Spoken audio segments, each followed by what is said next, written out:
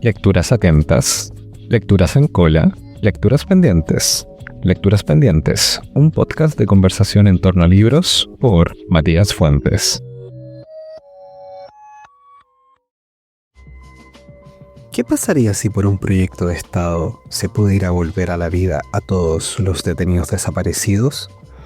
Esta es la premisa de Los Retornados, obra experimental de Cristian Cristino, con quien conversamos sobre su obra, sus lecturas y los límites de la ficción.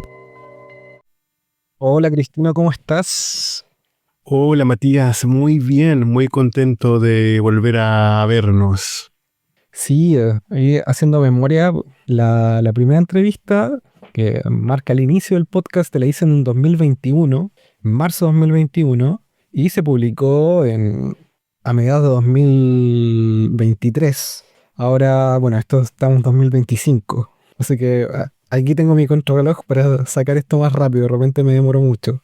Pero contento de estar hablando contigo y sobre todo con una obra que también tiene mucho tiempo, que yo tuve el privilegio y el placer de leer en su germen, perdón, y ver más o menos cómo fue mutando, adaptándose, hasta transformarse en Los Retornados que publicaste por Imaginista el año pasado. Para ti, ¿cómo fue este trabajo, esta evolución de este texto? Que claro, entre 3 y 4 años yo calculo, quizás es más, es menos, no sé.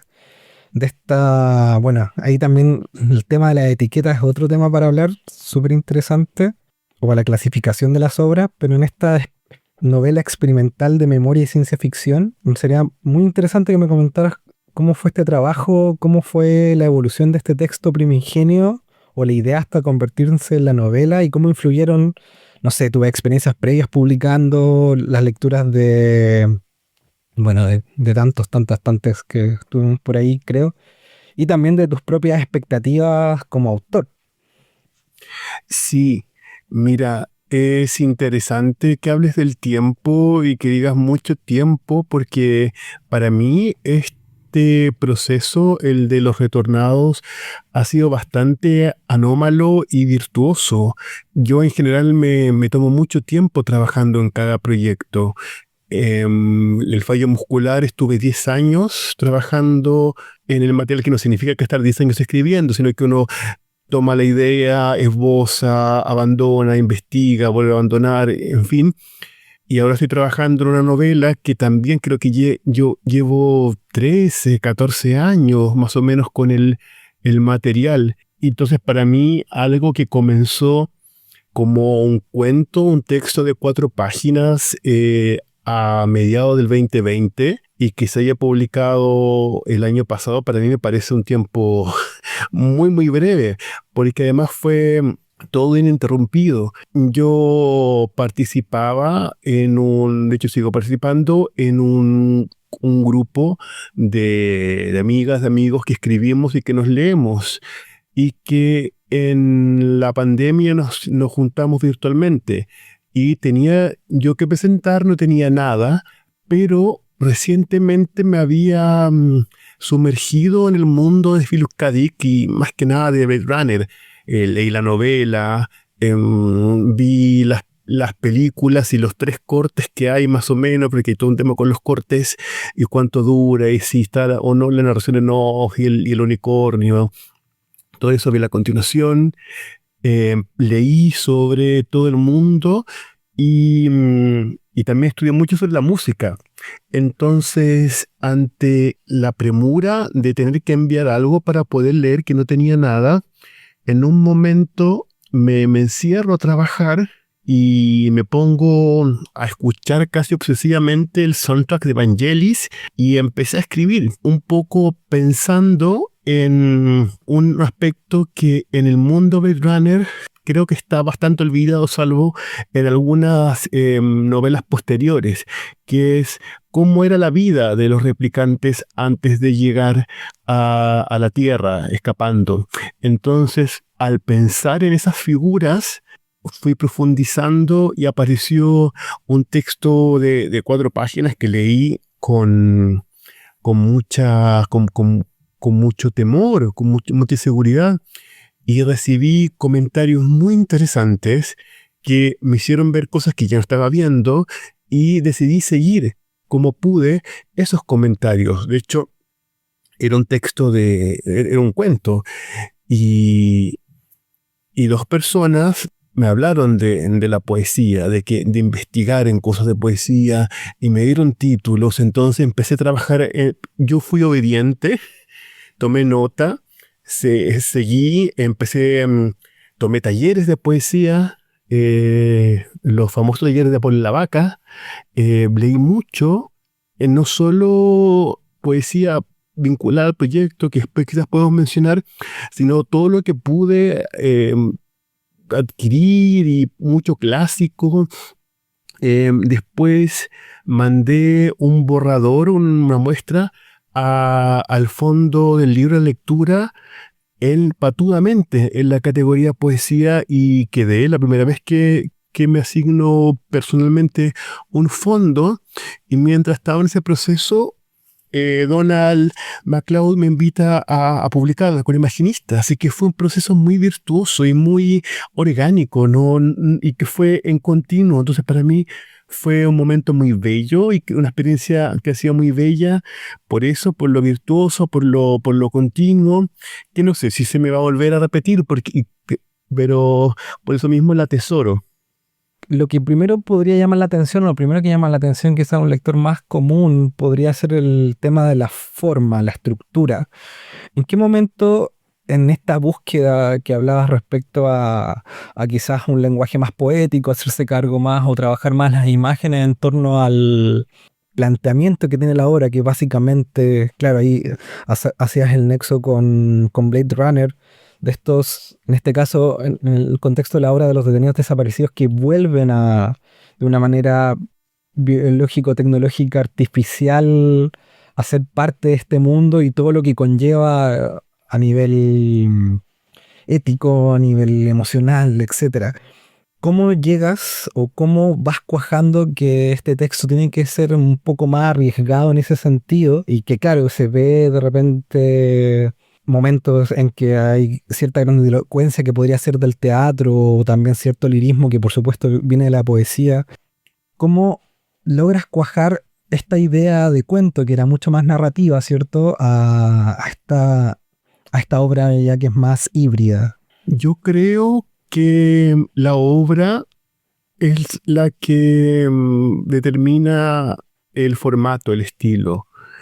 Como te decía, mi única acción fue tratar de ser obediente y seguir la instrucción. O sea, que lo que había escuchado en los comentarios de mis compañeros y después lo que fui como trabajando en el texto y también en un momento darme cuenta, porque en un momento pensé, bueno, voy a seguir escribiendo como para tener una especie de arco narrativo para después trabajarlo y traspasarlo a otros formatos. Pero me dije, no, el ejercicio va a ser con estas 4 páginas tratar de, dentro de tus capacidades y dentro de de tu propia frustración, de tus imposibilidades, desarrollar las imágenes lo más posible, buscar cuáles son las imágenes que hay en este texto, desarrollarlas y tratar de reventar el lenguaje dentro de lo posible, de ir a una problematización del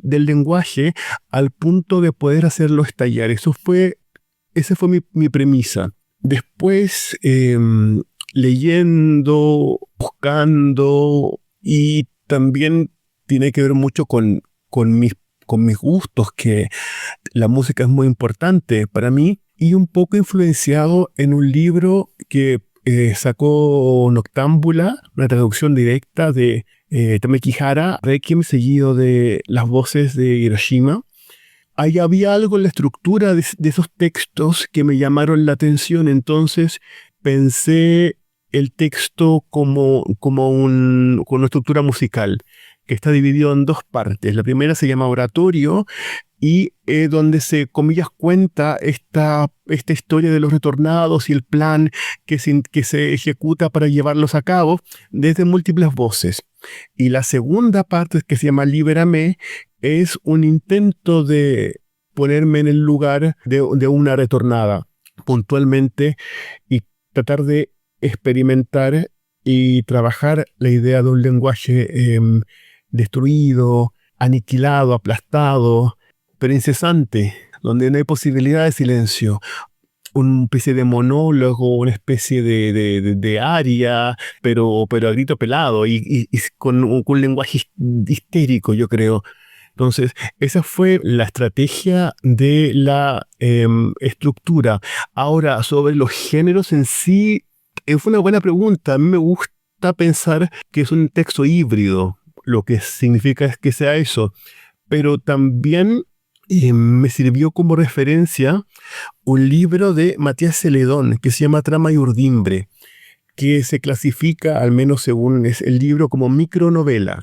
Y entonces yo pensé que quizás este texto puede ser una micronovela en el sentido que en cada página hay un texto de entre 100 y 400 palabras que en vez de ser una página o un poema, que sea, yo lo he pensado como capítulos. Entonces, que son muchos pequeños capítulos de una micronovela. Tú estás trabajando con memoria, con detenidos desaparecidos, y acá hay muchas cosas, porque más allá de las preguntas propias que nos deja la novela respecto a la especulación del qué pasaría si volvieran, ¿cierto? Y que, claro, puede leerse como una especie de crítica o parodia a lo incompletas que han sido las políticas de reparación en nuestro país. ¿Cuál para ti es el límite de la ficción, considerando que tu obra es súper arriesgada en ese sentido y súper valiente? ¿Cuál es el límite en términos estéticos? ¿Cuál es el límite para ti de la ficción, considerando que acá hay no solamente temas estéticos, sino que también de sensibilidades o repercusiones, en este caso con familiares de detenidos desaparecidos? Sí, es un gran tema, es una gran pregunta. Quizás te genera como más, te llama la atención porque quizás no, no sé, me hizo conocido, pero me presenté en el mundo de la narrativa con El fallo muscular, que es una novela que no toca temas políticos o de memoria, al menos de forma evidente. Pero si voy a gran parte de lo que he trabajado, el tema de la memoria está presente con mucha intensidad. Y entonces, yo creo, no sé si la palabra es misión, pero en mi escritura hay una insistencia en ciertos temas, que es el tema de la memoria, pero también una insistencia en buscar estrategias que mantengan viva la reflexión y que mantengan en un pedestal adecuado la pregunta. Y eso, y esa búsqueda por estrategias, por nuevas formas, quizás, claro, puede parecer que llega o que franquea límites complejos, pero mi honestidad como autor tiene que ver con, al menos en este caso de Los Retornados, llevar al límite la pregunta del qué pasaría si. Cuando yo lo empecé a escribir, en la versión de 4 páginas había un presidente como figura. Y yo me lo imaginaba como una especie de Piñera, o un Piñera como tratando de decir ya, como Daniel como ingeniero, ¿cómo se soluciona esto? Ya, de una vez por todas, con esto. Entonces, pensaba en esa figura, pero cuando a medida que la fui trabajando, ya esa personaje de presidente desapareció. em, para despersonalizar un poco la propuesta y justamente enfatizar en esta cosa colectiva, anónima, anómala, de las multitudes duplicadas.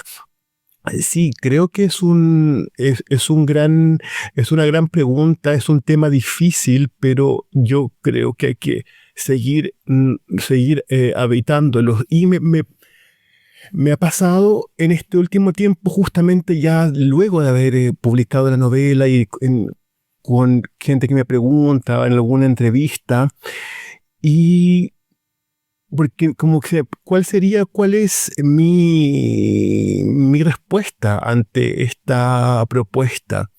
Yo me doy cuenta ahora, posterior, tratando como de volver a leer la obra, que al menos lo que propone este mundo es que no hay retorno posible, que no hay restitución posible, que no hay, cosa que no, el desaparecido está desaparecido, que no hay forma de hacerlo volver.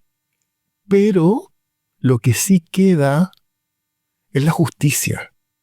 Yo creo que si no podemos hacer que vuelvan todos nuestros desaparecidos, tenemos que luchar porque haya justicia, porque se sepa quiénes fueron todos, dónde fue que desaparecieron y lo más importante, quiénes fueron responsables de sus desapariciones, de sus ejecuciones, quiénes fueron, cómo fue la cadena de cómplices, cómo fue, cuántos civiles hay involucrados, cuántos médicos hay involucrados. Creo que para mí, en el fondo, yo me quedo con esa respuesta, que no hay retorno posible, pero sí hay un deber por exigir justicia. Quiero destacar que la pregunta anterior la tomé a partir de una conversación que tuve con Diego Armijo, también amigo del podcast. Ojalá que vuelva por ahí.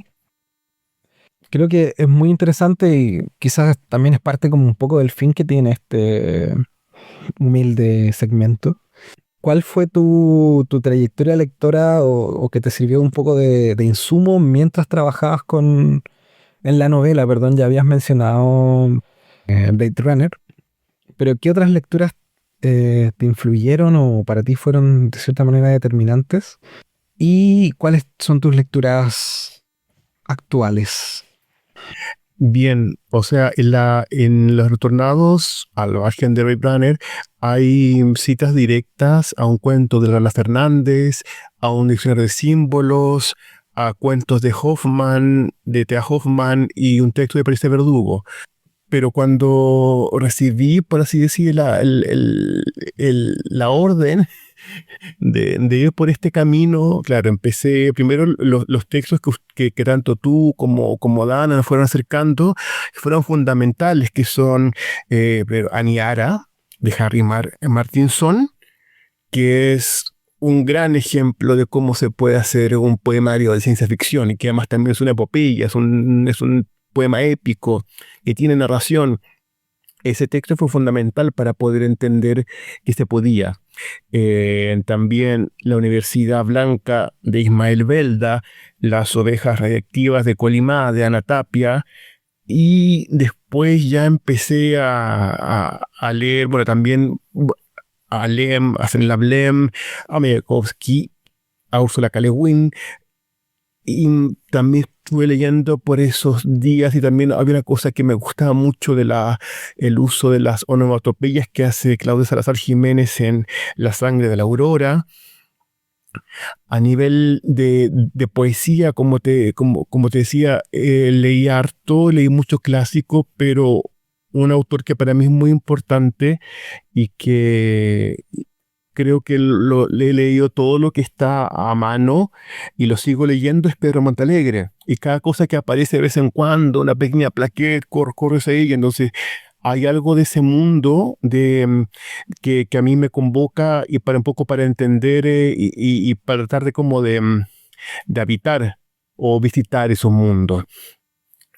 Leí mucho a Jenny Rizzo, o sea, todos estos textos que son especie de monólogos sobre los personajes, la tragedias griega, los personajes de la mitología griega, y no sé, clásicos, no sé, como decía, a Vallejos, a Eliot, muchos textos de Dan Carson, y más que nada estos textos que son supuestas traducciones como Bacay, que es sobre las vacantes.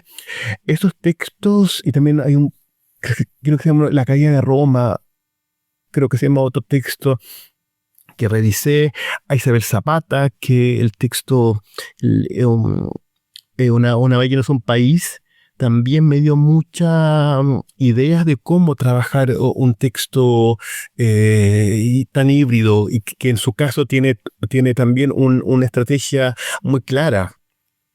Bueno, revisé a Bruno Vidal, a Rosa Betti, a Soledad Fariña, a Álvaro Hernández, la bandera de Chile, pero también todo lo que pude ir como recopilando. Jaime Pino, Jorge Polanco. Fue durante un tiempo que traté de leer todo lo posible para que tenga que ver, para alimentar el proceso de escritura, pero también para acompañarme, porque todos estos textos que te menciono no terminan como citas necesariamente, pero sí yo creo que son textos que alimentan la escritura, pero que también es una bella imagen pensar que uno se acompañó, que fueron tus compañeros de viaje durante este viaje puntual que fue el libro.